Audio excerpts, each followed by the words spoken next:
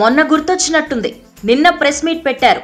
ఇవాళ మీటింగ్ పెట్టి మూడో ఫ్రంట్ కు నాయకత్వం వహిస్తా బీ రెడీ అంటూ కేసీఆర్ విసిరిన మూడో ఫ్రంట్ బాణాన్ని ఢిల్లీ పెద్దలు లైట్ తీసుకున్నారు. అటు బీజేపీ ఇటు కాంగ్రెస్ జాతీయ నాయకత్వం పెద్దగా లెక్క చేయలేదు. లోకల్ గా నేతలు కొంత ఆవేశపడ్డారంతే.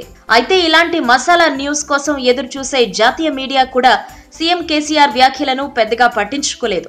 మామూలుగా ఇలాంటి వార్తలకు మంటలొచ్చేలా డిబేట్లు పెట్టేస్తారు. కానీ ఎక్కడా పెద్దగా ప్రాధాన్యత ఇచ్చినట్లు కనిపించడం లేదు.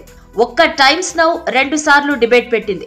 అది ఓవైసీ బయటివ్వడం, మమతా ఫోన్ చేసిందన్న ప్రచారంతోనే ఆ మాత్రం కవరేజ్ ఇచ్చినట్లు కనిపించింది. అంతేకాని కేసీఆర్ ప్రకటనతో ఢిల్లీ బెదరను కూడా బెదర్నట్లే కనిపించింది. మిగతా ఏ మీడియాలో ఈ వార్తకు పెద్దగా ప్రాధాన్యత ఇవ్వలేదు. వెబ్సైట్లలో అక్కడక్కడ వేసిన టీవీ ఛానళ్లు మాత్రం కేసీఆర్ ను లైట్ తీసుకున్నాయి. మరి కేసీఆర్ గురించి తెలిసా లేక ఇలాంటి ప్రకటన విని విని బోర్ కొట్టిందో తెలియదు కానీ మాయా ఎస్పీ పొత్తు అంటూ ప్రచారమైన వార్తకు ప్రాచుర్యం కల్పించాయి.